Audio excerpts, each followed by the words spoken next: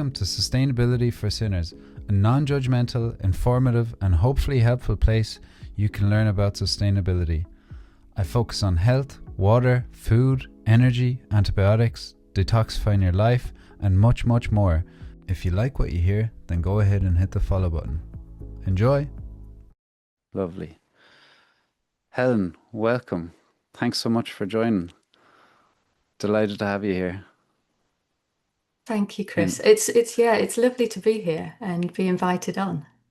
Yeah, I don't know how I found your work, but I stumbled upon it once upon a time, and it stuck with me as something very special and unique.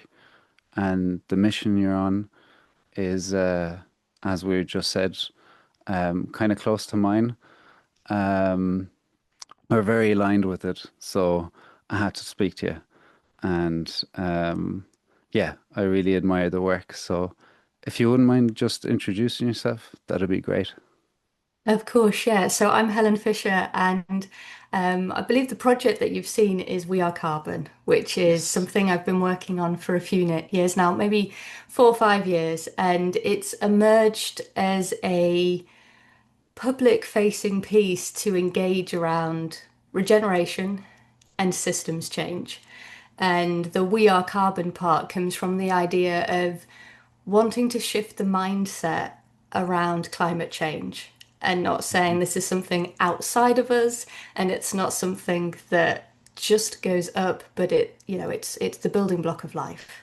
So how can we shift the mindset and how does that support the work that we do, the energy that we put into, whether that's the conversations we have with our neighbours or actually our career and our really kind of invested work that we bring to the world in supporting what is out of balance. And it's very holistic and it comes from my own experience in life. And I don't know how long you want me to kind of introduce myself for As here, but as long as you want. I'm curious about the woman behind the project. thank So you.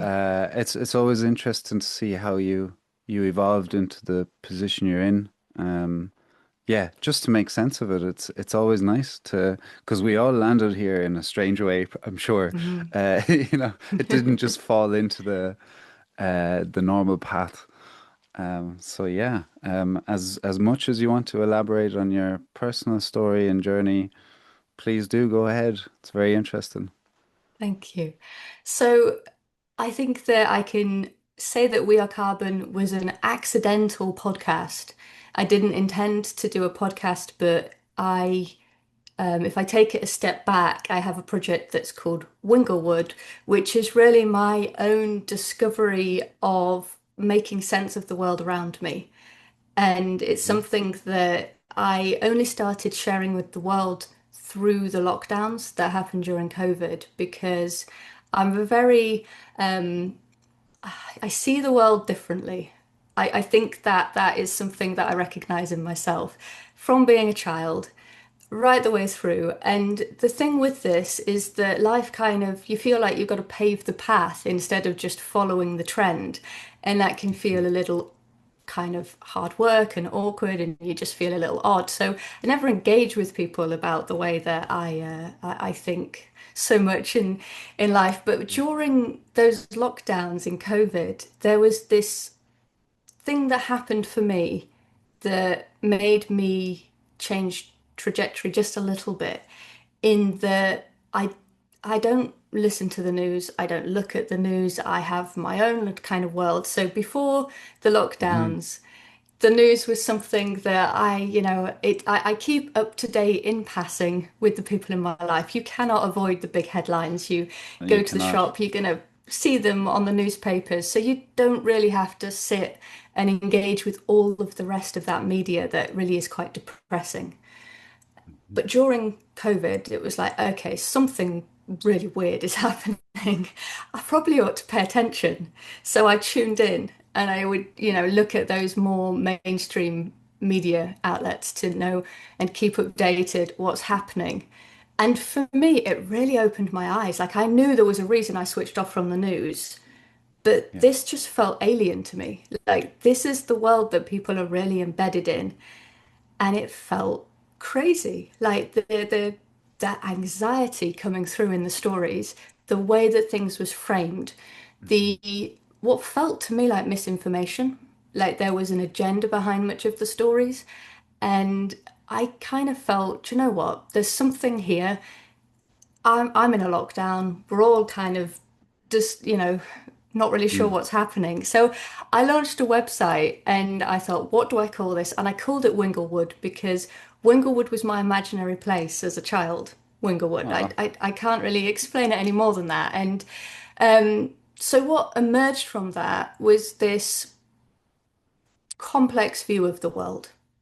Hmm. And really, it's about systems change. I wouldn't have called it systems change then, but it was about re-looking at the relationships in society, the way that we approach media. And it feels, when I look back at it, a very distinct difference between like my inner child saying, "This is Winglewood and it's colourful and it's hopeful and we can see the world differently."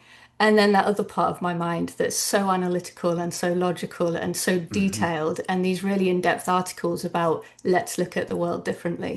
So it was very complex, but it also Yeah. had these very simple rules that said we need to build beneficial relationships with each other because we're very detached. We need to Yeah. reduce the toxicity and the chemicals in the world.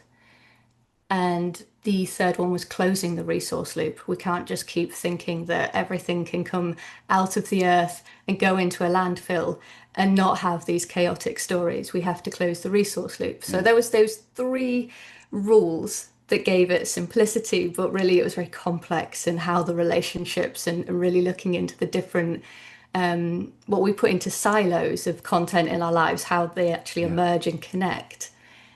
So I had this and I didn't really know what to do with it.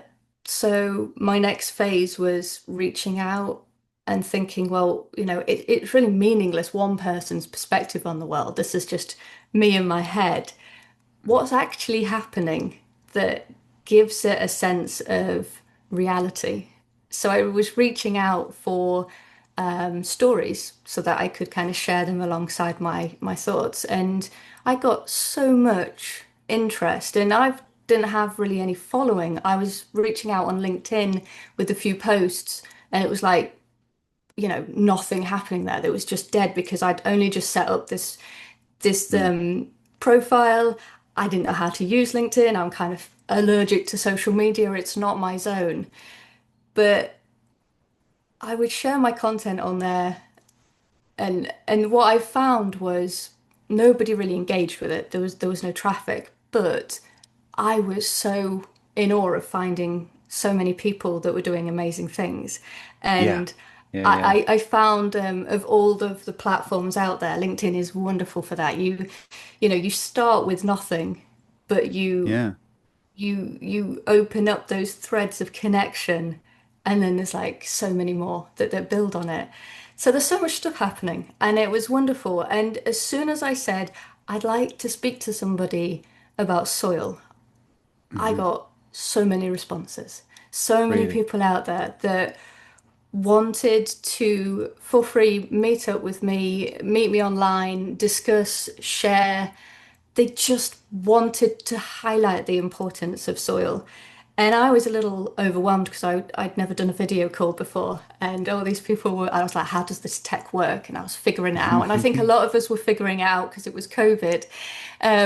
So maybe I wasn't too green, but it just, I was writing notes, taking all this down, learning from the next person, figuring out what to do. And I just thought, wouldn't it be easier if I recorded the conversations? So Uh, that was how the podcast there we came to go. be, was it will be quicker to share their voice rather than me try to incorporate into articles. That was the birth of the podcast. And after much deliberation and several conversations that were on my hard drive, I came up with the idea of relaunching it. Instead of being Winglewood, which is my perspective on the world, it was We Are Carbon, which embodies lots of different views and Hmm. also highlighted that idea that carbon is the building block of life. Lovely. So that's where it emerged, and I'm in the fourth season. The podcast is every season it evolves for me. And I think that there is definitely a very selfish, personal kind of angle to doing it because I love the way that people open up. You have a conversation with them, they share information in a way that you wouldn't receive from them if you just read a book. Hmm. And it's delightful to see what emerges. This it feels like it's happened at a time where you're not just talking to people on, okay, well, I've done this for years and this is the way it is, but you're talking to people of, well, this is ever evolving and we're adapting. And so one Right on. conversation to another seems to connect. And I'm learning from it and the audience is learning from it and I'm meeting new people. So I feel very selfish in how much I enjoy doing it. But it is also a lot of work. So I'm always looking for ways that turn it into essentially a business concept because I'm feeling ever more that we need to re-educate, we need to reconnect, and we need to dive into what this all means as a society rather than just keep business as usual. So yeah, it's constantly changing, but I'm having good fun with it. Lovely. Lovely. That's a very special um journey you outlined. And it probably started off when you were a child that, the whatever you'd want to call the outside the box thinker. Mm. And the I totally get that. The magical world side of things, and then looking at society and how things are structured, and you're kind of going, there's something quite wrong right now. And I used to be afraid to say that out loud, kind of thinking, oh, I don't want to be doomy and gloomy. And I'm not. I see clear paths out of our situations. But I think we're at a time right now where people of all, whatever political spectrum people, everyone is in kind of agreement that things are wrong right now, or that we need kind of. I'm a moderate, if you could call it that, on politics and everything. But I believe we need radical change at the same time that we all come together, grassroots stuff more than anything, that we don't listen to all the corporate narratives, the big overarching stories that the majority of what you said you'd see on the news. It's it's not necessarily there to make us happy, suggest proper solutions. It's not there to give us a very clear picture. It's there to actually distort our minds. And at the time we are in right now, where people are getting more passionate about whichever solutions they see through the stories they've been fed, it's also become quite a dangerous place for people who are very passionate, whichever way they get they get steered um, by these mainstream media, wherever you're checking into. So it's great in a way that there are people that are thinking outside the box like you, that are trying to maybe take a step back and look at all the information that's been fed up to people and what's really happening. Why are we being directed and divided? What's the motivation behind that? Is it to keep us all squabbling with each other so that the big systems in the background continue because they make a lot of money? Um, yeah, I could go on and on, but I definitely see the lovely evolution that you've gone through and the mission. And also, it's exciting. I see what you mean by the money side of things, where you just love to turn it into a full-time job where it pays the bills and everything. That's kind of the feeling I have right now as well, where it's like I just want to keep digging. I want to keep figuring this out. I want to keep speaking to people. I want to network with people that are of a similar mind give people hope that we can solve these situations, which we certainly can.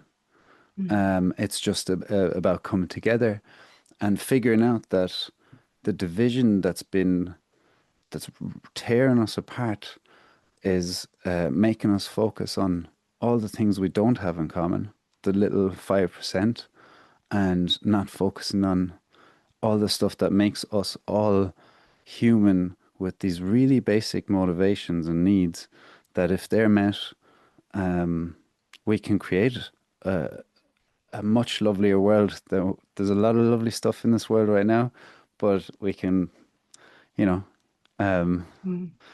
damp Yeah. damp down the bad and increase the good and connect. And I love your work with community. I think you're hitting the nail on the head. Bringing people together is huge. Do you want to tell us about that? Yeah, the really, as I've said, a lot of the input into the podcast is talking to people globally. And Hmm. there's ideas everywhere, and there's so much hope and potential. And I think you're right, that whole idea of the passion dividing us, so much of that is just a distraction Yeah. because there's a status quo and there are a minority that want to keep that status quo. So, isn't it better to distract? And a lot of it is a distraction intentionally, a lot of it's a distraction unintentionally because we're human, we love a good moan. But the the things emerging are huge. If we can re-green a desert, why are we squabbling over the idea that there's not enough space to produce food, for example? And there's there's so much empowerment when we understand nature. And Hmm. the idea of working with communities for me, this is something that, like, a couple of years into the project of speaking and speaking and speaking and all these conversations and so much just positive, hopeful information, but it's in like over here a little bit and over here a little bit. And Hmm.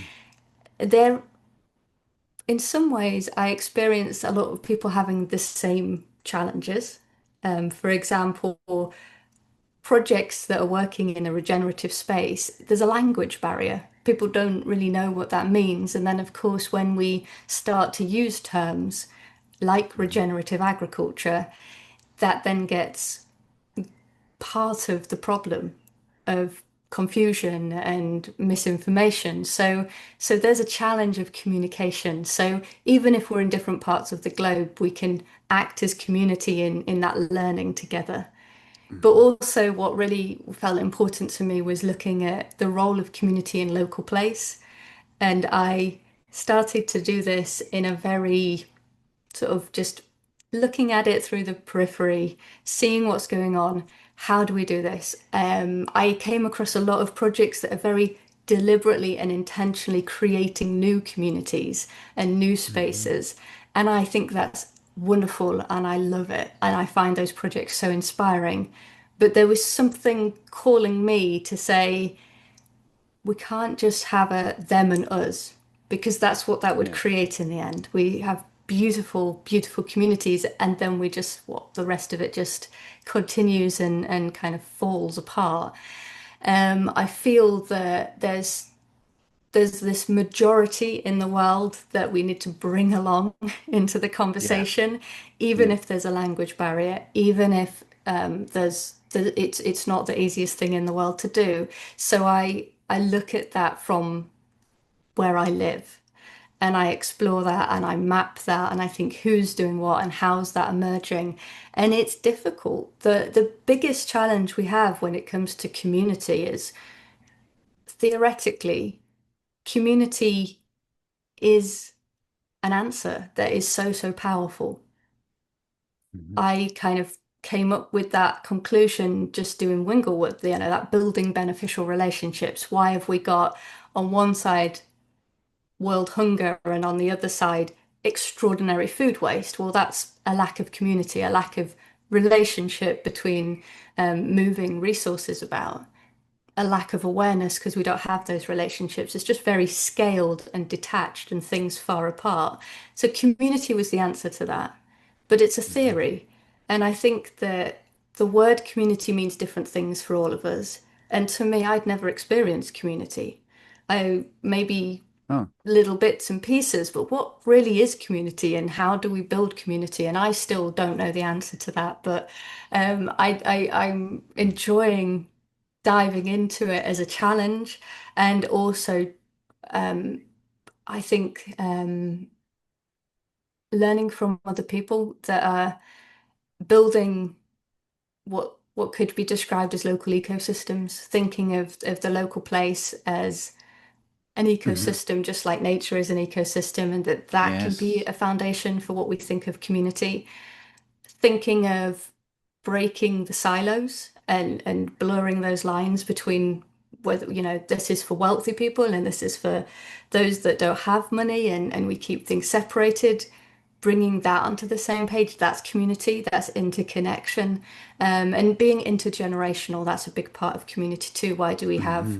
the The wisdom of elders. our elders Yeah, yeah, yeah, completely dismissed, and then the children there.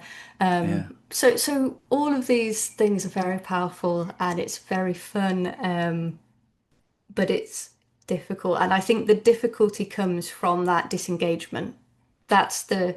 the sort of starting point is how do you even get people to care in the first place? How do you get them to find 2 minutes of their time to get off the screen and think about what Hmm. something different might look like? So yeah, these are all very interesting challenges, but I think emerging solutions are coming through and people are becoming.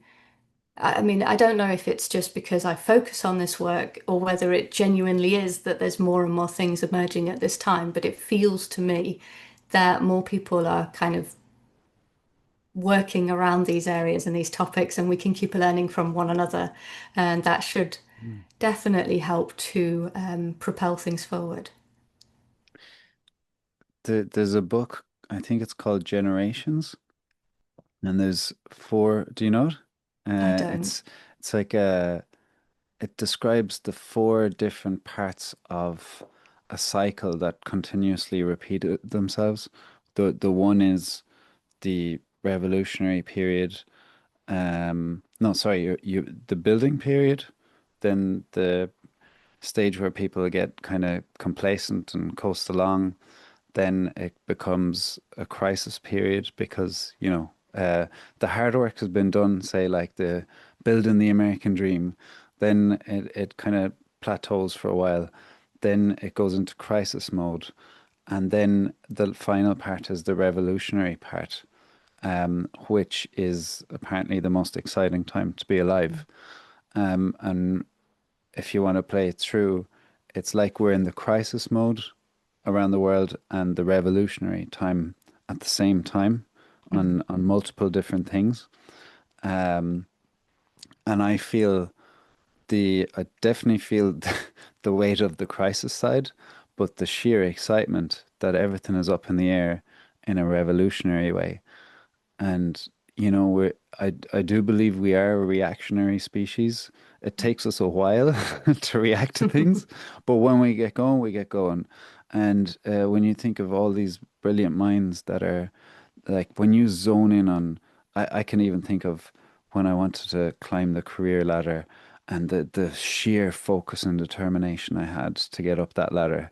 Um, and so there's 8 billion of us on this planet, and if even whatever, a small crumb of that 8 billion get very determined, and choose the right path or figure it out or start coming up with solutions in a balanced way. My God, like like that's bubbling up right now. Mm. And you speak about global issues or looking at it globally. There's issues all over the world, but say in the Western world, the US definitely is in a turbulent space right now, which means crisis and revolutionary stuff happen at the same time. And that's where, I mean, just as an outsider in Ireland, looking at it, you're going, wow, I mean, if you look just at the mainstream news, it's all doom and gloom. But when you look at, say, Instagram accounts of people who are doing amazing things, or Peter Bick, yeah, Peter Yeah. Bick, you interviewed him, you're Hmm. going, wow, this is so exciting. Like and there's people really coming up. You feel the energy, and people are connecting, and they're realizing that, like the nonsense we're being fed is essentially a lot of nonsense and fear-driven stuff to keep us scared and timid. Um, but there's such big energy in the world right now that's gone the opposite direction that you don't see on the news, you know? And it's Yeah. like you're deeply passionate about um, this course that you're on, and just think of all the people that are that are really, Mm. I don't want to say waking up, but we all we all landed in this, me too, you know, we're on a path and we think that's the right path, and then suddenly you go, is this all there is? Or Hmm. was this it? Is this as Yeah. good as it gets? And it can get so much better. But it does probably require getting away from what you originally thought the plan was for a happy, fulfilled life. Like I did a master's. I came back to Ireland, did a master's in sustainable environment, came back to small town rural Ireland, and just saw the community thriving, you know, thriving in a way like Charles Eisenstein talks about gift culture. If you've ever, do you know Charles Yes. Eisenstein? Yeah.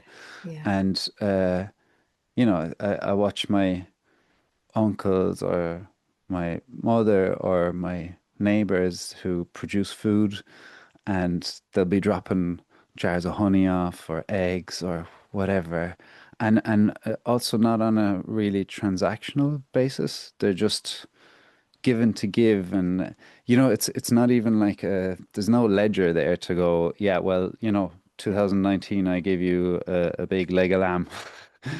You owe me. And it's just so in many places that community stuff is alive, and really thriving. It's to maybe show other parts, even cities, that it is possible to do and to create Mm. your own community and have these like deep, fulfilling connections that make life meaningful. It's lovely. Yeah. Yeah, I think that what you've described there is it's a very beautiful vision, and I do think there's a longing for it. I think that there's Yeah. that community element, that gift economy. I think, inevitable to be part of the future because we have to find ways to do things differently, and that emerges as a solution that everybody can find a little route into. But we have to also find the motivation. What you say about being in that state of chaos and being in that state of revolution, I think it is such an interesting time to be alive, and the chaos leads to the revolution because it wakes people from, as you described, that idea of, well, you know, business as usual, like this is the path I'm on. Very, very difficult to stop and say, do you know what? I'm going to change everything I think about. I'm going to change the way I do my life. The world just isn't designed that way. And I think that's a big part of the Yeah. problem of the system is actually we are 24/7 kind of active, engaged. Our brains don't stop. We cannot stop the treadmill because if we do, the bills don't get paid. And if the bills don't get paid, then everything crumbles. And there is that underlying security issue that holds Hmm. people away from change. And I think that that's where the emotions come from, is that people don't feel safe because they feel so detached, so alone, so self-responsible that we've actually driven society to this place where we feel this extraordinary need to be independent. And actually, ecosystems and community are so interdependent, and recognizing that we're all kind of connected in an exchange and a flow. And maybe you're not so good at providing for one thing, but someone else has got your back because you're providing Yeah. them. with part of that system, and we're all a diverse, unique little role that we play. And we've kind of found ourselves in a very, well, no, this is my responsibility. I need to do it all. I need to be responsible for every single element of my life. And we're not independent in that. We are dependent on people outside of us. We're Mm, dependent on products being on a shelf in a supermarket that have been delivered in, and we're dependent on them being there on time. We're dependent on the other many, many links in that chain that are globally connected, all being held up. And we've made all of that dependency really lie onto oil. That's essentially at the heart of it. Because quite a lot of it, yeah. if we don't have that economy around oil, then we don't have the majority of the stuff that we depend on. But we're fiercely independent in our need to look after ourselves. And I think that that's just a security issue, that's a safety issue, and it becomes emotional. And people either kind of find themselves in a point where actually I want to find new solutions. I want to build new connections because that Mm, inevitably helps me feel more secure. Somebody else is there to help me through this. Or I think it just ends up in chaos where we kind of we feel so stressed and so emotional that maybe, we're outbursting and we don't know what to do with all of that concern. So mm, there's I think they sort of exasperate each other and we end up with two further extremes, but yes. inevitably along that journey, there are a lot of people finding the solution of connecting. Hmm. Hmm. It, well, I've since I came home, um, and not that I didn't have my community in the cities I lived in before, but um, you definitely, if you have those strong connections around you, say you can never fall too far. Mm, Um, or like on the weekend, sorry to put real life examples in here, but I will. Um, my mother, there was a big storm in Ireland. I don't know if you're aware of it, but it was the biggest one we've ever really had. And it knocked loads and loads of trees, especially in the west of Ireland where I'm from. And there was these looming trees that were just hanging over my mother's house. So my mother's house here, mm, and they're like no joke, and that's the angle they were at. So we went to get rid of them on the weekend, and she like it's just this whole taking care of each other thing, mm, that feeling of and everyone has their strengths, like my mother's strength is not getting up on a chainsaw on a ladder and putting a wench on a thing and driving a tractor and getting the chainsaw to cut through, but she has other strength and this resilience of everyone playing to their strengths and taking care of one another. um and a friend of mine recently divorced, and he seemed to actually fare out really well. And he said it was all down to the really close connections he had with his family and friends, that he mm, didn't fall too far. He felt like he could share his problems with these people around him. He didn't go down a like th life is daunting. Um, if you don't keep your mental health in check for whatever reason, and it's not all on you, but having people to share these burdens or issues with is the single most resilient way you can be in your life. And if you get disconnected from that because you work too much, work pressures you to become a person you might not want to be, you have strained relationships all around you, you feel disconnected, you then probably go towards things, short term gratifications, pleasures, and the meaning of life kind of dissipates. And at some point, that might go, hopefully, to a point of awakening where you go, oh, no, there's more to life than this. nonsense. I'm going down the wrong track.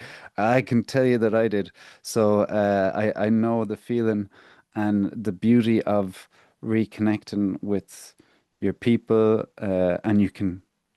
I just had Katie, a friend of mine, Delmon, on, um, and she's a holistic health practitioner, I guess you could call her. And she talked about building her own community in Brisbane. And they live in a complex that where the apartments close by are all friends, and it's multi-generational, and they'll go outside and have these fires regularly. And it's an example of her building her own community mindfully.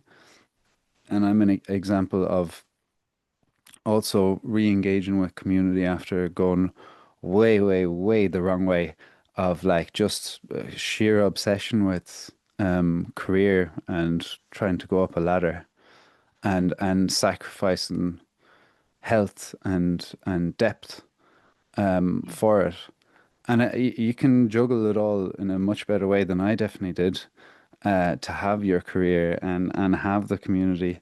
But I was so detached from it. So yeah, I don't know. I see the power of what you're talking about Mm. 100%. Yeah. Yeah, and I like that story with the trees and your mum. I think that's so relevant bringing that in because what an awful, disastrous situation that could have felt like for her. Like trees looming over your house and feeling Yeah, yeah. completely alone and powerless. And isn't that the place where so many people find themselves? And it's horrible, like the difference that that Mhm. connectivity around her made to turn it into probably could have felt like quite a fun activity, having people come and engage and Yeah. yeah, move I trees. she actually she left the house because she was scared of it. She was Yeah, scared of the okay, big bless her. machinery under Yeah, it. But yeah, yeah, but I get you. yeah, but so many people feel that the problem in the world is centered on the greed. And Mhm. I kind of think that there's another problem that's the flip side of that, that we don't know how to receive. We don't know how to ask for help. We don't know how to say, actually, Yes. I'm struggling. And I think we're so fearful of being seen as incapable or greedy that the majority are, yeah, feeling alone Hmm. when things are challenging. And it's not that it's a judgment on you for not being able to do something. It's just that we need to accept that we all thrive at different things. We're all capable of different things, and there's a big element of that. I think that to to move forward, we need to explore those uncomfortable feelings around that. And like you said, it's we get sucked into paths. Your career for some people, that's the right path for them. That is where they're going to thrive. But you know when you're not thriving, you know when, and usually, and same for me, we spend a great too much time on that not thriving and Hmm. before we kind of feel the push to go, do you know what, really need to do something differently here. Yeah. And yeah, so I think that there's a huge amount of just that human, emotional, challenging stuff that everybody's got to do things at their own pace, and we can't point fingers. Yeah, and that we're all not perfect. We all struggle in our own ways. There's thankfully I'd say the younger generations are way more advanced than we are in opening up about their feelings and stuff. I'm sure the elders in my community and the ones before that, they didn't even have the outlet to speak about their issues or to go, hey, I'm hurting. And it really is a lovely turning point when you figure out how to reach out and to speak to people in those darker times. And it's funny, but it actually builds that really solidifies good friendships and family dynamics, you know? When you go through something hard, when you do open up to someone finally, and then they go, "Hey, I'm hurting too." And then you like your support net for one another or a bunch of people. It's lovely. And I wish I had it through some of the hard times I went through. I never opened up. You know, it was you carry that burden within, and the presentation to the outside world is everything's fine. Mhm. And you can do that for work, but to be able to come home to friends and family or whoever and open up and not feel alone with your struggles is a very important thing, I would say, for everyone to have in life. And if you don't have it, go and find it. Mhm. Um, and it'll dramatically increase the quality of your life. Yeah. Something that you might not realize you're missing. Yeah, Yeah, absolutely. And it's something that I think ma the majority of us do poorly at. I think it's a kind of part of the systems change that we need is to make sure we're not just looking at the system in terms of some mechanical, economical operation of moving things about, but the way that we relate to one another and the way that we relate to ourselves and allowing ourselves to be in better, more healthy, holistic thinking of our emotional needs and our true expression because yeah, I don't think we're taught to be authentic. I certainly wasn't. I certainly have yeah, not been very good at expressing myself. And it's something that again, it's kind of like theoretically we can see it this way. And how do we actually move into it without we it's uncomfortable. There's a lot about this yeah. that is uncomfortable but necessary. Especially, I mean, with your case, if you felt like you were a dreamer your whole Mm, life, you know, you probably were outside of what you the standard norm of how to connect. You know, you'd find your niche friends, but it's you can't land what's in your mind on everyone, and you have to do it gently. hmm. Otherwise, you might scare them off, especially in school back in the day. I know the feeling. Yeah. It's huge. I've often thought the way I've weighed up what is it, the Steiner schools? No, what are they called? The Waldorf Yeah. schools. They're very interesting places that I've spoken to people who've gone there, and they don't really put pressure on, as far as I understand the structure, they don't put pressure on people to. Are you frozen? Hello? Oh, Yeah, hello. sorry, my internet went there. Oh, I thought it I was think me. I think it was me. Yeah, you just went very stiff, steady, and I was like, "You're not normally this." Um, but the structures of the Waldorf schools I find very interesting because it does push more on you to be the person you would like to be and Mm, express your authentic self, say and with very little pressure for like I think you guys call it A levels, we call it the Leaving Cert.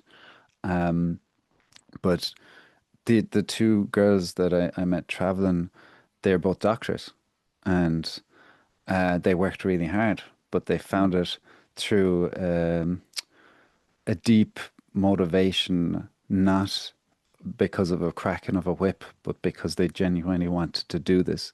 And it's kind of, I draw a parallel now with you and your work that it's tough work, but you love it. So you'll mm, endure these long hours and the setbacks and the drudgery basically mm. with no promise at the end of anything, but it's deeply fulfilling.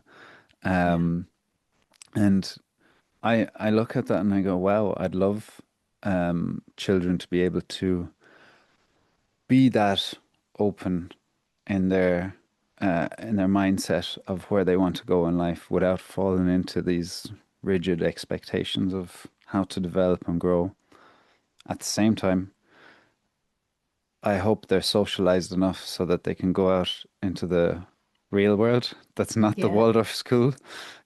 Because Yeah, absolutely. if those kids went into the, like the in-betweener setting in school, Yeah, yeah, they in-betweeners, would be oh, destroyed. they'd get eaten up alive, like, There's because the absolutely a balance. yeah. Yeah, Yeah. It's like bring them into that school for a year, then take them out and put them in that school yeah, back and forth. That's not practical, obviously. But, just to, if you put them in there, you gotta show them the real world because then otherwise they'll be off on their own and yeah. not being They're able gonna to, find it like, struggle. yeah, yeah, yeah. Yeah.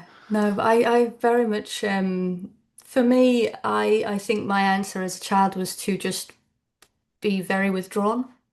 And Mm-hmm. so I would spend a lot of time actually with insects and as weird as that sounds, and observing and playing in the garden.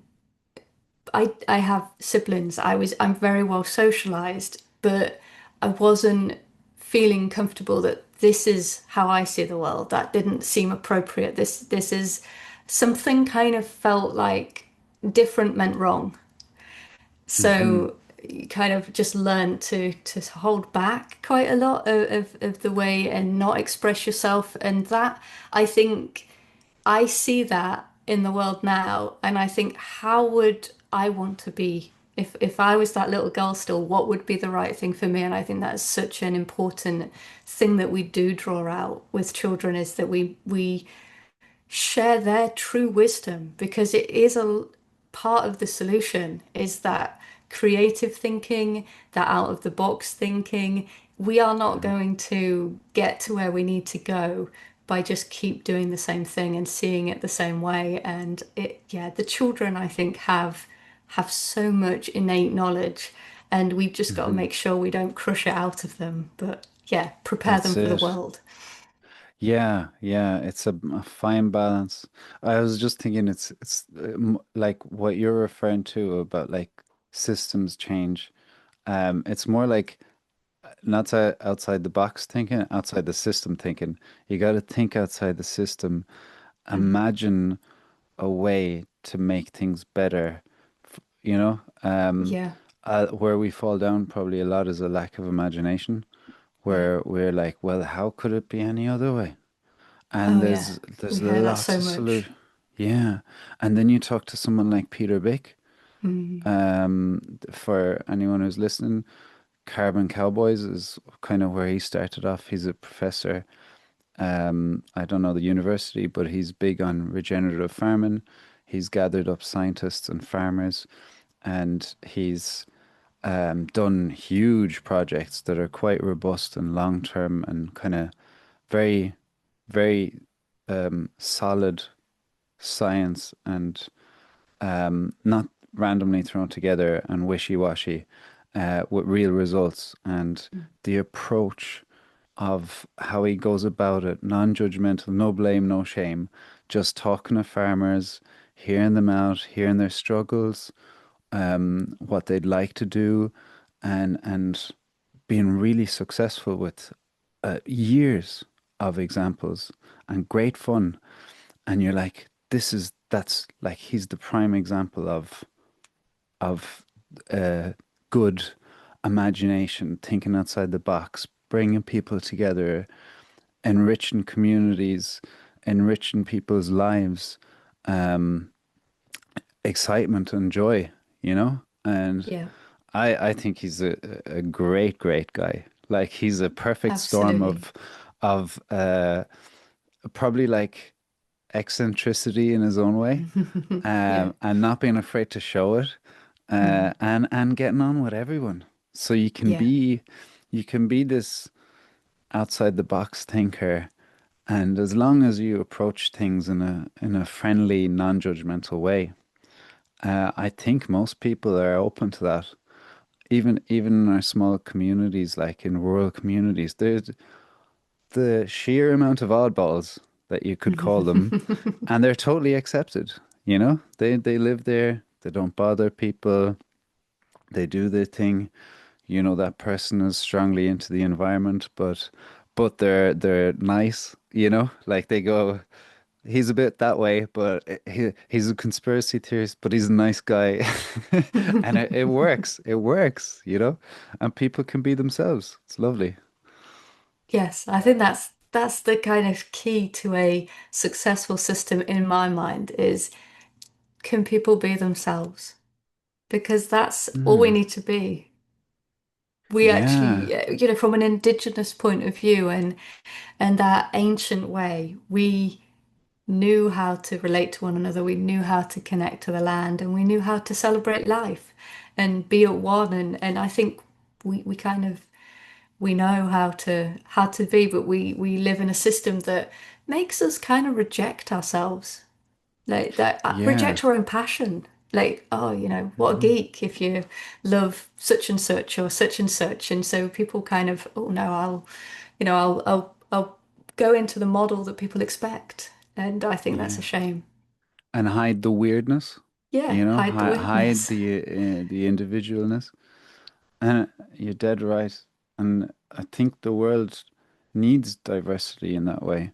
We Mm, like there are times where the world calls for um sorry, this is going to get grim, but compassion and caringness that maybe uh, God, I'm bottling this already, but the say women might be able to be more compassionate and empathetic in situations that are required for suffering or whatever, then you also need strength.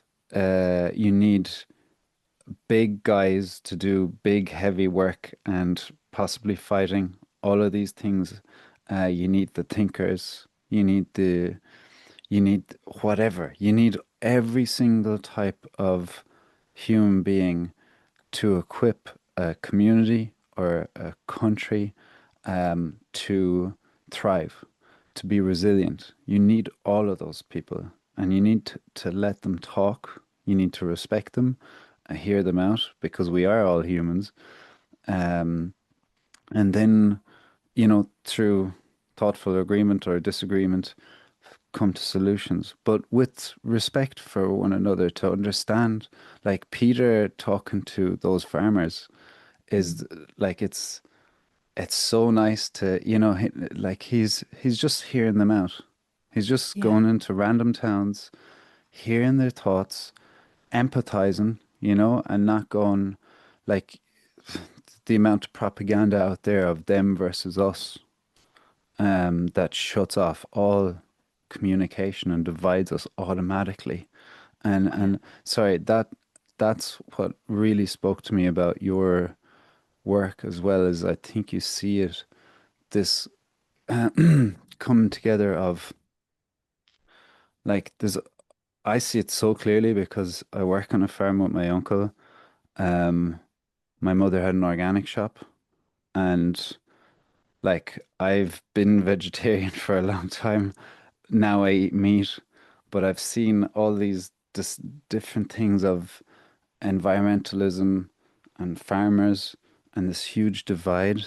And one mm, would hope that that's all connected because I know farmers that they love their land. My yeah, uncles could name every tree.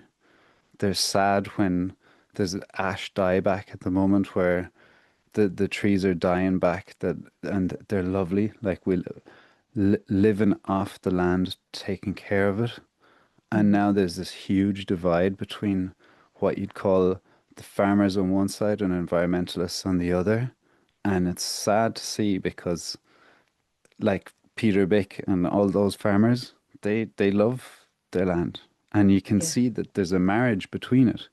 hmm And that's where we need to heal that before it yeah. gets worse, because Yeah, I they're think both yeah. there's a human nature. I think that we kind of fight for the opinion that we have. And Hmm. that again becomes that distraction, doesn't it? Between progress. Do we want to spend a lot of energy disagreeing and moaning? Or do we want to stumble forward and maybe we're not right. Maybe it's okay to not be right. Maybe being right isn't the ambition, but moving forward. And through that movement forward, we learn. And I think with a lot of regenerative agriculture, the farmers are experimenting. And Yes. how do we allow that space and time for experimentation? Because only through that kind of learning, and it is relearning for most of them, it's really, really difficult. And the idea of pointing fingers and creating a divide and saying, well, farmers are destroying land, that's just utterly impractical. It doesn't do anything, and it's Mm-mm. entirely wrong. It's not the truth. And I think that Yeah. there's so much that we could say. There's so much that could be said on that, but ultimately we have to switch the mindset. If we are able to accept people, accept one another, recognize the challenges that we're all facing in this. Mm-hmm. It's the system that in and of itself is asking us to do things in this way. And if you want to be fed at the end of the day, then you will do things in this way to follow. And whenever you try, and I should know, whenever you want to step out of that system, it's really difficult. It means Mm-hmm. that you have to go, well, I'm going to put my principles first. I'm going to put my vision first. I'm going to put what I feel is the right thing to do. I'm going to put that first over what's actually guaranteed to give me an income. That's not an easy thing to do. And making change, whatever that is, that's a difficult thing to do. So the whole detachment there, I just think is a lot of times there's an agenda behind it, but is that an agenda that's emotional? Is it a real kind Yeah. of significant thing, or is it something that we're trying to hold on to that we identify with?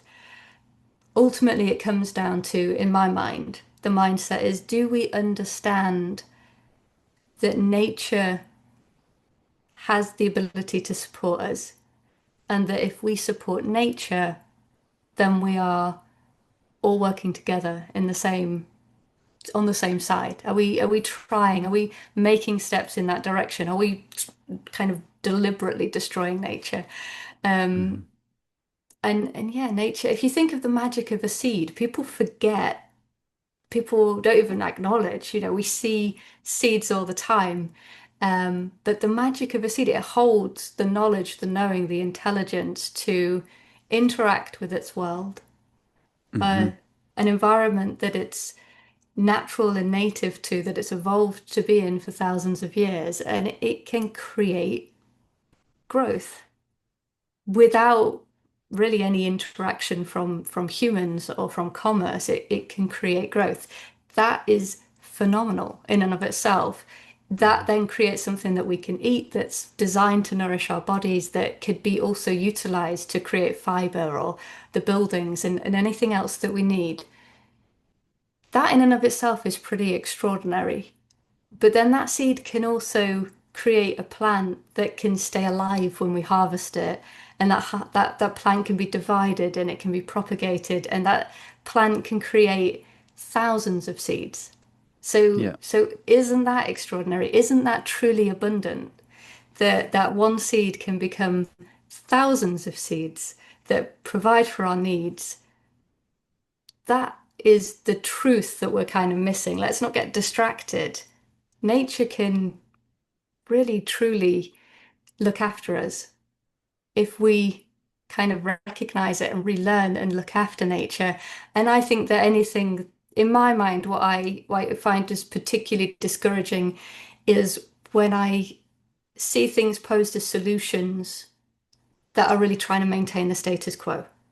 Yeah. So if they're trying to keep us fixed in a dependency on fossil fuels and say that in order to look after the climate, we need to invest in this new product that we're manufacturing in a laboratory and we are distributing across the globe in big lorries or aeroplanes, that I go, well, you're kind of missing the point. That's not how we look after the climate. But anybody, if you're rewilding, if you're farming and you're trying to reconnect to the land, you're on the same side.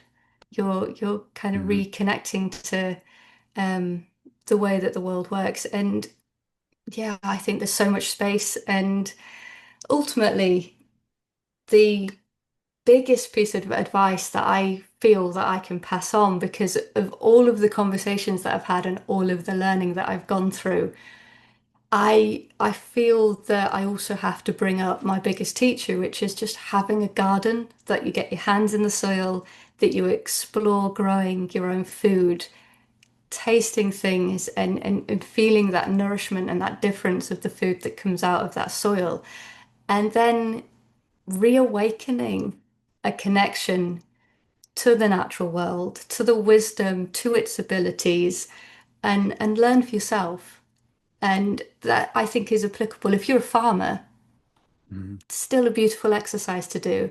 If you are not even interested in farming, beautiful exercise to do. It's relevant to everybody, and maybe that isn't that everybody has a garden, but there's maybe a community space or some pots on a windowsill, and Yeah. just rethink about what's happening with this plant.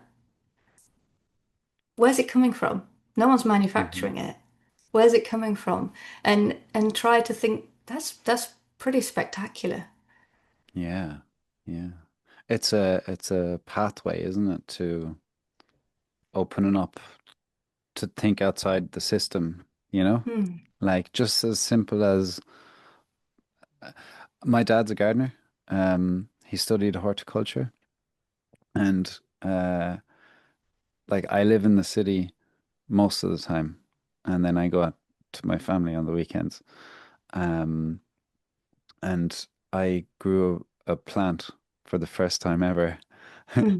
And I told my dad on the phone, I was like, hey, it's just after sprouting. He's like, yeah, yeah. I go, no, it's just after sprouting. And he's like, yeah. And I was like, no, you've forgotten the magic of it, of Mhm. something create. He's because he does it all the time. He knows it. He's like, Mhm. if he lives in Germany, so when I go over there, I have to take care of his plants sometimes. So it's just like water and regularly. And he's really like he's so in touch with this is his life. Like Yeah. he's found his calling with that a long time ago, and I was always jealous of it because I thought, God, he really he could do this forever. And Mm. in absolute fascination of all of this stuff, like and the day he goes for his birthday, he'll go to a garden show, you know? And you're like, have you not enough of plants? No, he loved them all. He's a walking encyclopedia with this stuff. And by the way, he left uh laboratory work on cancer research, which I guess you could also call a very honorable job, but for his passion, and he never looked back on that. Like he loves it. But uh, um, what I really noticed was that he has forgotten that first like the seedling or whatever you want to call it, that growth. That's a bloody amazing memory to have or experience to Mhm. have. And if anyone out there, what I'd advise if you could plant something that you like, something that you find cool. Like I eat a lot of chilies, so that would be a step in for me. But something that you think, oh, that's something I love buying. Try that out, and you'll find the magic. But think of something cool that you like, that's a plant that you would eat, or whatever, or a flower that you like that you could try yourself, you know? It's great. Yeah. And you can do it in a city. You can do it in these Mm. pots and community spaces. It's great. They're all out there. Yeah, Yeah. yeah, totally agree. Totally agree. There's find something that feels special to you and Hmm. yeah, give it a go. It is Yeah. very magical. Yeah. It's probably one step closer to your um child dreamland or whatever you'd like to call it. It Yeah. is. I mean, there's a Will Smith did some documentary about nature, like um, global fascinations around the world. And I was talking about, he just narrated. I don't know if you know this one. It I came out a don't. few years ago, but he was sitting in this greenhouse, like sitting there with loads of big plants around him, reading a book, and it was just beautiful. And I thought, wow, that's something to strive for someday. That kind of quiet space, solitude with your book, and the right energy around you, it feels like. Yeah. Um, so that's nice. Helen, your illustrations, I wanted to talk to you about that too. So Mm. you're a very creative person, and you've managed to combine that with your work as well. That was eye-catching. Could you tell us a little bit about that and how it Yeah, of course. interlinks with your work? The So for me, animation was a way of, like I said, with this first phase of my project that didn't really have any direction, it was very complex. How, big, lengthy articles trying to explain the way that I see the world. And I find the animation as a tool for expressing that succinctly. That kind of felt like something that was valuable. So I taught myself how to animate in order to try to get the ideas out of my head. But I also I really value the different forms of communication. So it's kind of, to me, making things visual is really important. But the other side of it is just that pure process of being creative and flowing and exploring the different part of your brain and creating artwork. So I have a range of art prints that I designed last year because I wanted to explore the role of art with systems change. It's something that I think is hugely powerful because of a lot of the things we've talked about today. We're not saying we will need to get into the lab and find a solution, and we're not saying Hmm. we need to be rocket scientists and build something. We need to rethink how we relate to the world and how we relate to ourselves and one another, and really that is using a different part of your brain and creativity. And when we engage with people, we we can be kind of very much in the thinking place of our minds. But if you start asking people about their stories and asking them to express themselves in different ways, art, poetry, creative writing, they're all different ways to help emerge and help people feel comfortable in how Hmm. they think about the world, how they express themselves. So this is a big part of the community work that I'm doing, is a range of experiments. That's the systems change as a range of experiments is it's a concept that I'm just kind of starting to get the ball rolling on, but it takes a little bit of a lead from the way that I see farmers exploring and a lot of the things that I've heard and have been told, that if we are going to figure out how to transition and relearn how to work with the land in more Hmm. regenerative ways, we're just going to do experiments. We'll do a small amount of Yes. space. We'll try a low risk thing that we can kind of treat as something that we can stomach if it all goes wrong, or that we can Yeah. run with if it goes really well. So those low risk experiments, and I'm trying to bring that into systems change. So instead of on the farm, into the way that we connect in city environments and Hmm. bring connectivity between businesses and community organizations and that full range of complexity that lies in that, and saying, well, what's the role of art in this as a stepping stone? So I'm exploring that in different ways, but I think that at the heart of it is that playful nature and not allowing it to be too serious. And Yeah. you come together for a conversation and you end up learning that somebody has a wonderful talent that they don't feel is appropriate to share with the world, but that can be a huge way for them to reconnect and for them to diversify and for us to learn about one another. And I think that I feel headed in that direction quite a lot. I think that it's a way to find common ground Hmm. between people. If we bring together people that are from a council and people that are a farmer Yeah. and people who are in education or in academics, we might find it difficult to find a starting point to connect on. But I find that if you create the right space for it, Hmm. even people that don't realize it are very creative, and that can be a place to find stepping stones. Hmm. Um, one thing I think straight away there is, well, you're dead right. Um, it doesn't matter about the scale. I think we have these massive global issues, but all of it really relates back to taking care of our own patch of the garden kind of thing. Mm.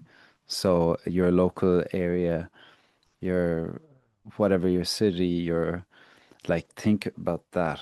Don't wait for the world to catch on or tell you what to do, but for your local community to just go, hey, we can do all this stuff here that will make the place nicer, safer, more resilient, more energy independent, all of these things. And to do it, like you said, with the right approach, um, and not like a fear-based or rigid structure to like, we need to do this now. But to allow that creative space to flourish, you know. Mhm. Um, I will reference one thing.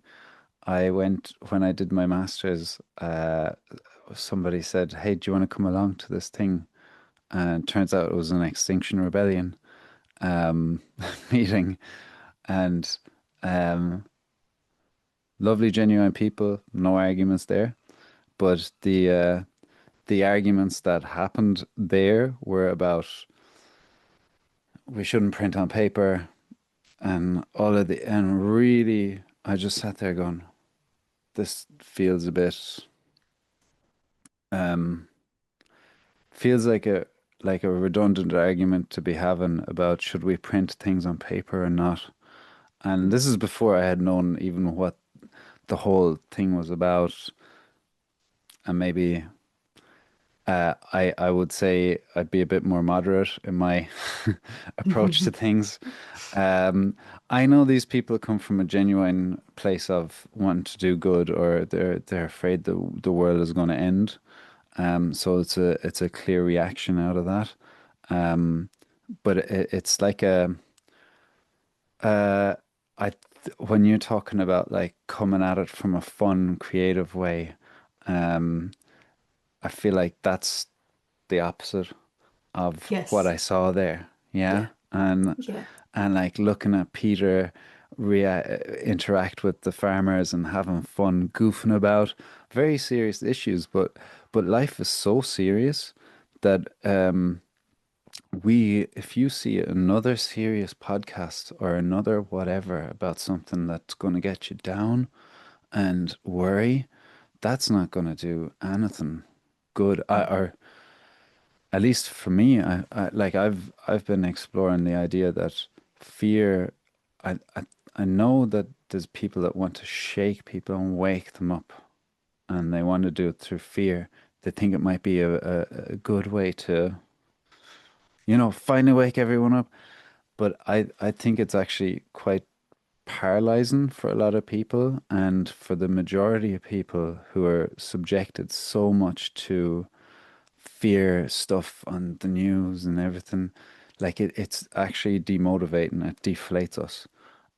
So I would rather not talk about it in such a serious and rigid way. Mm. Um, and I think, yeah, you're hitting the nail on the head, like Peter, um, of getting, keeping it loose, keeping it fun and creative, allowing people to express themselves and let their ideas roll, and not to make it scale up. Don't worry about how much of a difference it's going to make.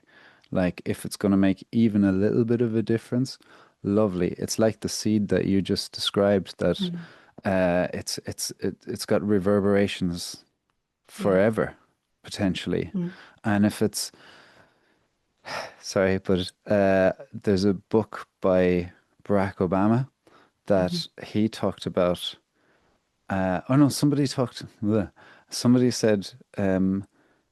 they used him as an example and Gandhi and said, think about you like your measurable, how you quantify a good deed or a good action or a good behavior or a good set of standards of moral behavior, say.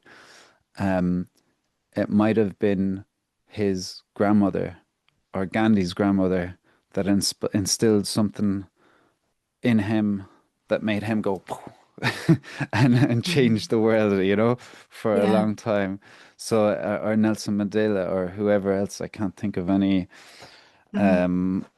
of any white people right now. But surely there's some white people that have done something good. Helen, help, please. Can't think of any. I think you're just fine. Leave it as Okay, is. we'll Yeah. leave it. Yeah. Bill Gates, no, no, no, no, no. Yeah. Um, Yeah. no, well done though. I think I'm interested to see where your journey takes you, and Thank you. I hopefully we'll have a conversation again. Um, maybe in your later season. By the Mm. way, how long are your seasons defined? Are Oh, they? good question. They I think I usually go to about 15 to 18 episodes, but Oh there's wow. really no Okay. rules. I make them up. I make it up as I Right. go along, see how it comes That's through. typical outside the box thinker. It might go on and never end. Well, that's the hope, right? That if it never ends, Yeah.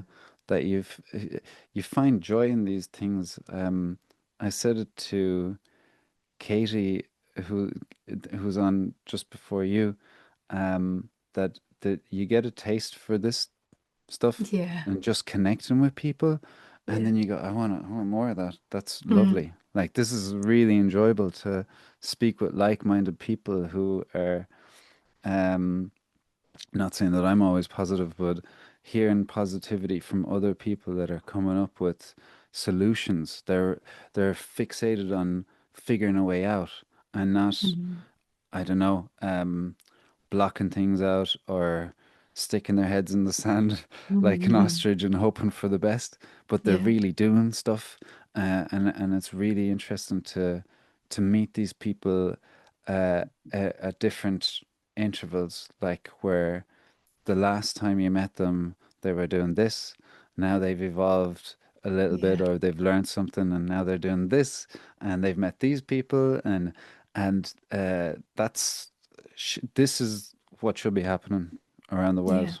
Not saying that this is model behavior, but it's lovely when people connect, and that we're looking for solutions and a Mm. better life for everyone, powered powered by love and not fear, you know? Yeah. Yeah. Yeah. I thank you. It's been delightful to speak, and I just want to address that a little bit of that last thing that you said about people do often come to this topic with a very, very serious energy. The world is going to end, and they, I think, often would perceive people like me and they think, okay, there's a lass over there and she's having fun, or she's saying we should have fun, and she's doing some drawings, and oh, okay, well she doesn't really grasp the problem. And I want to kind of address that and say, no, I'm being very, very serious about the need to bring change through. having fun and seeing that lens differently because I think that that's the true systems change rather than treating the symptom. If we can Yeah. empower everybody to bring out their own ability to do, as you said, heal and take little steps in their own place, that's what ripples out to really big things. And we've got to, I, I'm going to say it. I think people will disagree with me, but we have to put people at the heart of it so that they're empowered to heal the planet. There's a lot of kind of conversation. We need to 100%. put planet first, people a second. I think people are the part Yeah. of the solution, and we need to bring them along. Definitely. I it depends on how you formulate that. You might get people to agree with you. The definition of sustainability is something like an equal balance of the social, the economic, and the environmental. So Mm. taking care of people, taking care of the environment, and making sure it works with the economy, and then not destroying the planet so that future generations can use it too, Yeah. which is children, grandchildren, and to try and relate it. But I think it's a very important thing to, if you don't have that balance, you're not going to move forward in a proper way. And Yeah. if people go extreme on one or the other, like if you go extreme on economy, you can, but it's gonna like you're gonna feel it as a person and the environment, and they're Mm. all linked to your health and everything. But if you go all gung ho on the most target number one, as far as I'm concerned, in the media is small farmers, which like uh, it feels like there's so much misinformation out there that have pushed people to dislike farmers who are doing Yeah. one of the most honorable jobs you can have. It's up there with, I'm going to omit doctors out of this because they're probably strong enough in their wages and Mm. voices. Nurses, cops, police, Mm. firefighters, farmers, they're all up there with the most honorable jobs that you can have for our societies to function. And there's lots of others, dustman men, everyone. All these people need to be protected and not preyed upon. And Mm. big corporations want you to think that these guys, these little guys that can't come together because they don't have the financial means and they can, but not in the same level as big corporations and aligned political interests. They're making you focus on these small guys who are having a rough old time of it as it is, and we're not paying attention to the elephant in the room, the big industry, big intensive agriculture. And I'm not even judging the intensive agriculture guys that much because I understand how they got there. Yeah, Um, exactly. and if they want to move away from it, we should offer them an off ramp to because everyone's locked in debts. And Mm. picture somebody with a mortgage and you say, I'd like to move away from wherever, they're like, well, I can't. I have a mortgage here. Mhm. So it's not like I know some of these people, they've good values. Yeah. Um, so the, where was I going with this? Just basically, please don't prey on small farmers or farmers that are well intentioned. Don't think they have the land. They love the land. The majority of them love the land. They're concerned about their livelihoods. They have generations of holding on to farms. It's a very serious thing. Um, if it's approached in the right way, that they don't give up their if someone approached you and said, "Hey, you have to take 25% of your wages, your annual wages away, for climate change, and you work in an office or whatever," you'd probably say, "No, are you kidding? Mm. Why would I do that?" We're basically we're not even willing to pay an extra tax for something, why would we assume that a farmer who they're really struggling at the moment, most of them, um, why would we assume that they would be any different? Like they need to make their ends meet. So going back to the idea of sustainability, that it holds the economic and the social and the environmental imbalance, we need to come up with solutions that aren't penalizing farmers or Mm. penalizing anyone really. We need to figure a way out that the common person, the average person, doesn't get hurt and could actually possibly financially benefit from these transitions. And Peter Bick's work, the regenerative farming, that boosts, it takes, that's why I'm so excited about it. It ticks all the boxes of what you said about community, the economic side of things. Like you get a farm that these guys are thriving. A lot of these guys are really thriving. And I remember it was actually an interview that you did with him where he said, they figured out a way. It was like I got another, a double the farm in yield um, just by doing what they suggested, so that the farmers feel like they've more money, they've less fear of what's coming next, they have a more resilient farm that will whatever they farm produces a higher yield or a more stable yield through the bad times, through the very wet or the very dry. They're looked at by people in a more honorable way than what the media has portrayed over the last few years, and it's a lovely avenue to go down. And I would say like, hey, if that can work, awesome, but don't put them in the bad person category that the media wants you to believe they are, because they're not. Like, um, yeah, okay, rant over. Sorry, I'm obviously passionate about it. It's good to be passionate, and I think, yeah, we need so many people to advocate for that message that really the farmers are heroes because, we wouldn't eat without them. Yes. And they are also at the brunt of it because they got all of these complicated, challenging changes from a policy point of view and the subsidies and Hmm. and what that work involves.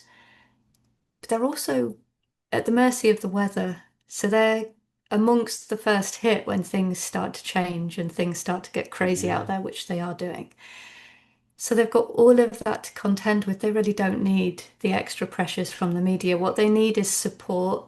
And what you've described there from Peter Bick and the work that they do with regenerative grazing, there are so many stories, so many wonderful, inspiring stories of what can be achieved on the land when we approach it with that kind of new approach of understanding nature and letting nature thrive and letting those yeah, layers of diversity build up the resilience.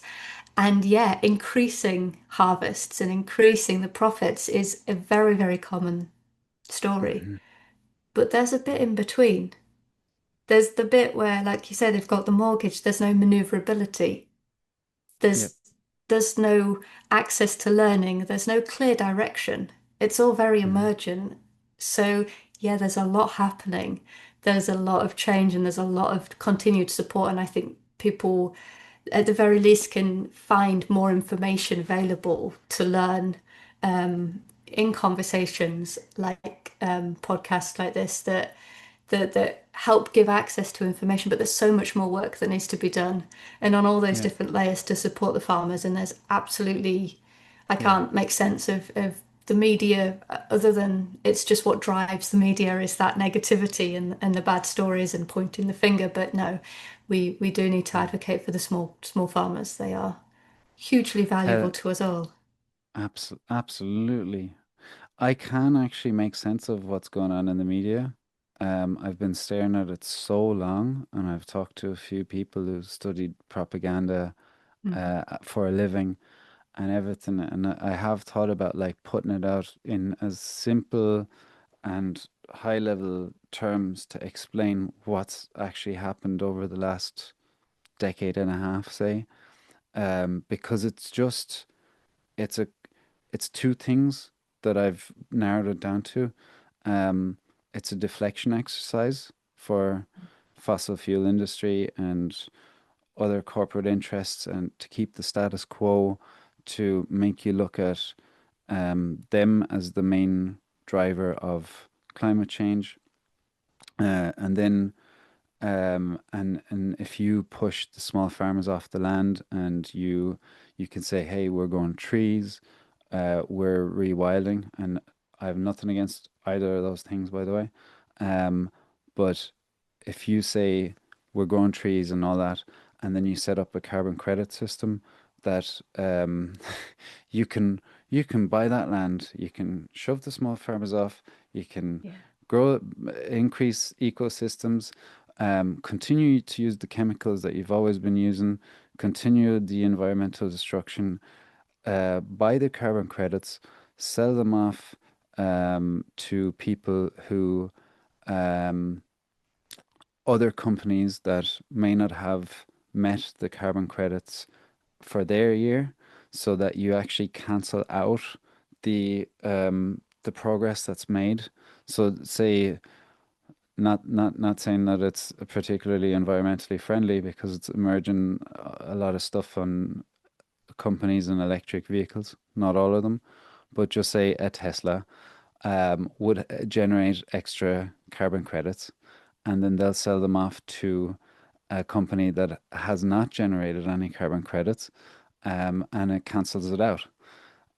All the while, you're getting the farmers off, and they continue their business strategy, and nothing has changed. And on the other side, you have a massive commercial opportunity to increase chemicals by um, lab grown meat and the plant-based stuff. And Yeah. as I said before, I was a vegetarian for a very long time, like 20 years. So I'm not knocking Linda McCartney stuff, not knocking all the stuff I used to eat in balance with whole foods. It's the plant-based stuff that is grown on GMO seeds. You know all this, but I'm just explaining. The GMO seeds are designed to require extra pesticides and fertilizers over time. They're locking farmers into these contracts where they can't even speak about being trapped in it. And as the soil degrades, they require more chemical inputs, more fertilizer to increase growth, more pesticides to kill pesticides and herbicides to kill off the whatever is attacking the plant, because it's not strong enough, it's not resilient enough, because the chemicals and the soil degradation have made it weaker. And then so you have the farmer in that trap. Um, and so that's just growing, where ruminants come into it, cattle and sheep, say, pasture, everything pasture based is the least amount of money you can make on a farming system. The most you can make is on an intensive monocrop situation, which is the corn, soy, canola seeds, say. You monocrop that, um, then you sell the fertilizers, the pesticides, the herbicides on a continuous thing. You also come up with ideas of how to re-nourish the soil with more injections, more chemicals. Um, you sell that to make the lab meat, because there's factories now in Nebraska and places like that directly on the cornfields. That's one side. The other side is the seeds that are or the crops that are used for the plant-based stuff. So there's the lab meat and the plant-based. which ironically have the same fundamental agreement ingredients. And then you also have the claim that the biofuel side, the biofuels is where they say will reduce the emissions by switching from fossil fuels to biofuels, which are 30% less emissions. We do this by growing crops all over the world as much as we can of that same system and using it to generate, to put it into our diesel engines, to use on heating, and our county councils, our big companies, our big transportations. They're all now saying they're on the HVO, hydrogenated vegetable oil stuff, the biofuels that are coming from sustainable sources, but that are probably actually coming from Africa and all these places that lead to displacement of people off the land, extra chemicals, promote immigration, deforestation in, say, Brazil, and you have all of this stuff feeding in. That's one big concept, one huge Mm. one. And then we look at the impacts it has health wise on us because it's destroying the ecosystems and it's destroying our gut microbiome. We're becoming less resilient. We're becoming ill with this stuff, which you might think, oh, well, would we not stop it if that's the case? No, it's the exact opposite. It plays into the even bigger industry, the healthcare industry, which makes money off our illness. Mm. So you have people like who I just mentioned, Bill Gates, who does appear to have his finger in all those pies, and he's in every single one of them, making money off it. And then he's also buying the land so that he's creating, uh, aside from his experimentations, he's also creating real estate investment trusts, which mean I come from a background in property, real estate, and the whole idea is you you create the real estate investment trust, you float it on the stock exchange, you sell it off as the idea you can have access to property or farmland without buying it. It's Mm. more of a liquid asset.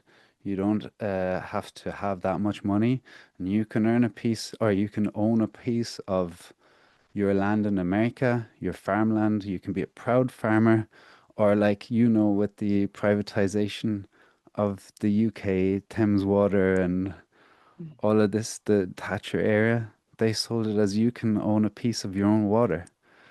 Was that what happened? No. Big institutional investors came in, bought it, and just ripped everything out of it it could possibly do, and then dropped it, or suggested the state step in to help because they can't fund it.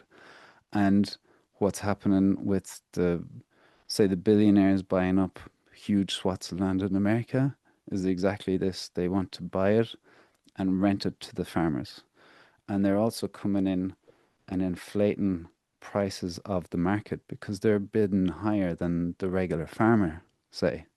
So that when the farmer needs a bit of extra land because he's had maybe a hard time uh, with hard growth years, or climate policy is very strict, so they need to have more land to have more cows. So they try and rent more or buy more, but the prices have gone up. So they're kind of in a tricky situation. And then they get priced out of the market, or they might eventually just give up their farm because they can't see an economic way out of it. And Bill Gates guys will rent you that farmland, but for a more expensive um, rent, so that and then, sorry, I'll just finish this thought. And then when you're in that struggling thing of paying a high rent to these real estate investment trusts, which is all in the making, it's all rolling that way, or a lot of it, you then try to go more intensive with your agriculture, higher chemical inputs, because the promise is that you will get a higher return. So you've got that's a whole closed loop genius cycle of money making at the expense of the environment, the people, promoting climate change, promoting ill health, and that's where we are, like on that Mm. side.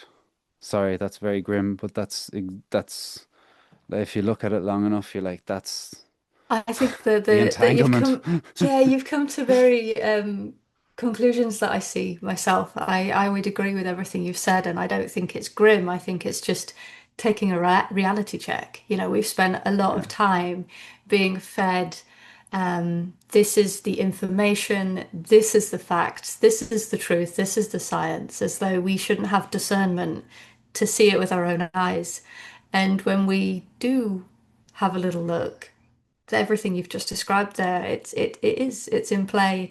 I don't think there was anything that you said that I felt was um, not something that I would kind of reflect on myself and say, yeah, that is the world we live in, Yeah. and that is, yeah, it's grim, but is the way forward to argue it out and be right about it, or to say, well, okay, there's a heck of a lot of energy, there's a heck of a lot of power in that, in Mhm. giving power to the few. But there's still lots and lots and lots and lots and lots of us.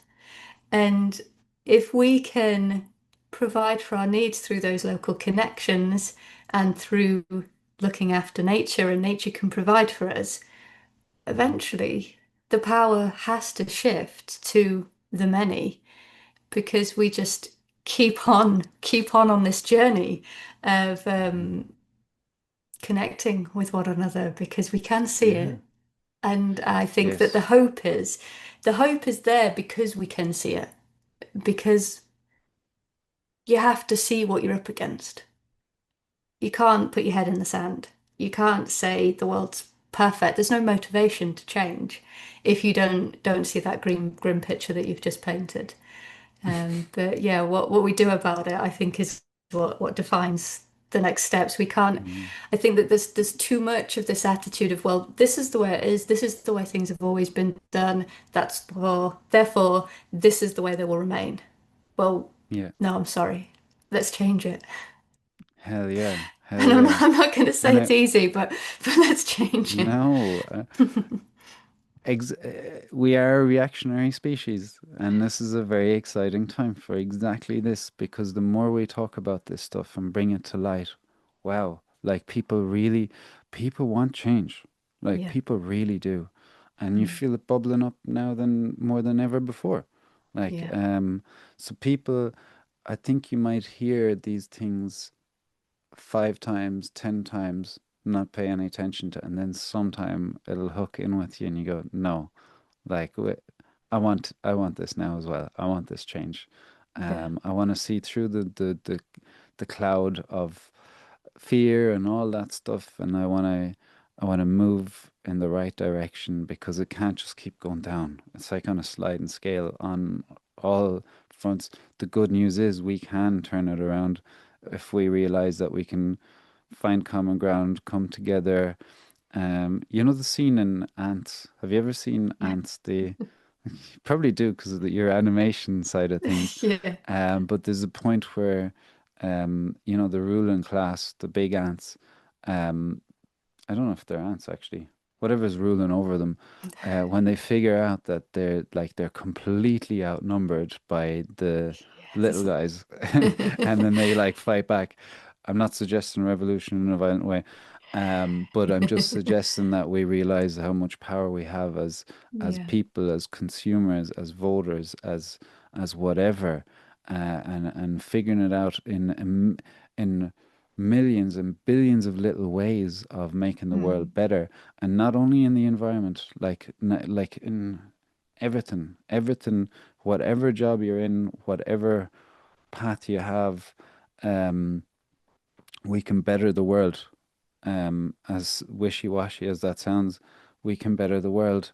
And it happens like one change at a time or one decision at a time and one positive thought at a time and becoming curious and everything. It's the right, it feels good.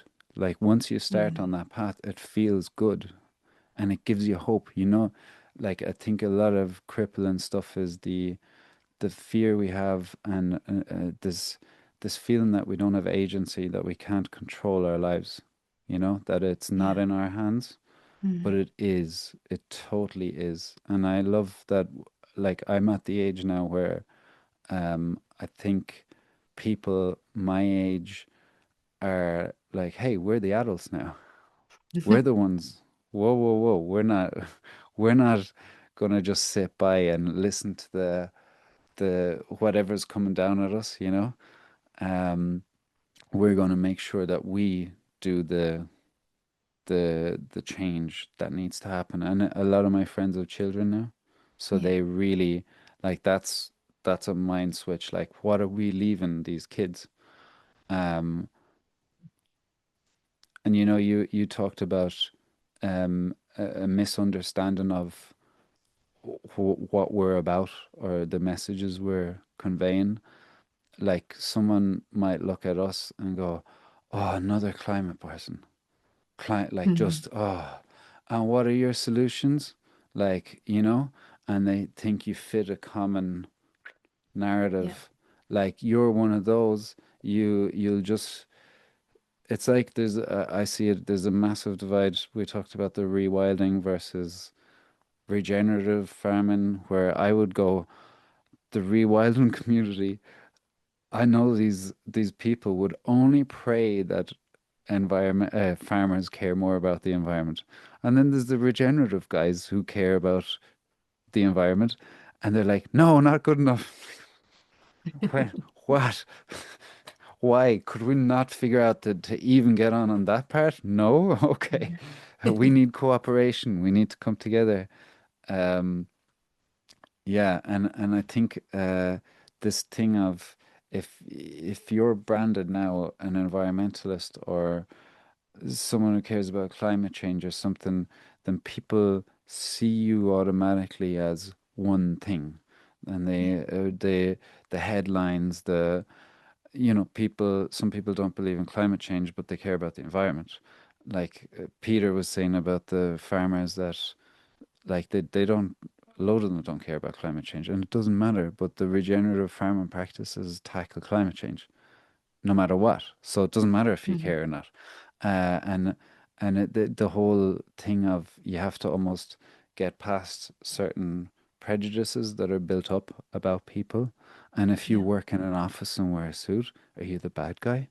Or if you eat meat, are you the bad guy? You know, like we have to like figure a way past all that kind of um, stuff that's been shoved on us, Yeah. and go, no, right, we all want like clean water, nice healthy food, a safe operating space to live in and to thrive, and we want our children to have a healthy place to grow up, a safe place. All of that's the stuff that all of us care about, and that's what we should be focusing on, and not the division, and trying to be able to see that the corporate stuff that has been shoved on us is just, for the most part, just dividing us, and it's not sincere. It's for Mm. another agenda. And to not label everyone who says that a conspiracy theorist. Like, this is just reality. Like, it's business. It's business. We shouldn't take it personally, but we are people, and we do need to change this stuff because it's destroying us, and we want better lives. We all want this, you know? So it's Mm. about coming together and pushing that way, and staying hopeful. Yeah, that's Yeah. over. Yeah, Yeah, I think that there's just so much in there, isn't there? There's the when we come together and we say, where do we agree? That's yeah, that's when that's when things can be constructive. And it's not that we're dismissing our differences, they're equally valuable. They are what we bring also. But our disagreements, where we differ and we think that there's a right or wrong in that, that's just really Yeah. it's human nature, but it's not helpful at this time. Where do we agree is often you'd be surprised. Yeah, and people also stay very quiet about stuff that they care about. But Mm, then when one person just goes, yeah, actually, I care about clean water or something, and other people, the amount of conversations I have about what I'm covering, and like it's from people that you wouldn't classically label an environmentalist or whatever, but they're deeply concerned about clean water or yeah. their food or health, you know? Mm, They're deeply that's all the same stuff for me. It's all the same. It's all what we have in common. yeah. And to just focus on that is very good. And of course, remedy the other disputes, but maybe leave them outside to talk about this stuff for a while, and then we can argue about that stuff, whatever, if you want. I'll let them argue over there. I don't want to be part of it. Yeah. Um, Helen, will we leave it at that? Mhm. Thank you so And much. It's been thank you so delightful. much. Thanks for bringing out my childish imagination again, and a bit of sense of wonderment in the world Mm. that, that's otherwise very boxed in and rigid. I love it. I love the energy you have on this, and it's exciting to see you on your journey, and Thank you. I'm looking forward to seeing where it takes you. Thank you very Thanks. much. Really, really appreciate that. And yeah, yeah. Thank you for what you're doing. It's an amazing project too. I don't know. We'll see. We'll see. Thanks. Thanks, Ellen. Take care. You too. Thank you so much for tuning into this conversation. I hope you enjoyed it, and if you did, please hit the follow button, and so you'll see more of my content in the future. It would really mean a lot to me because I'm just starting out.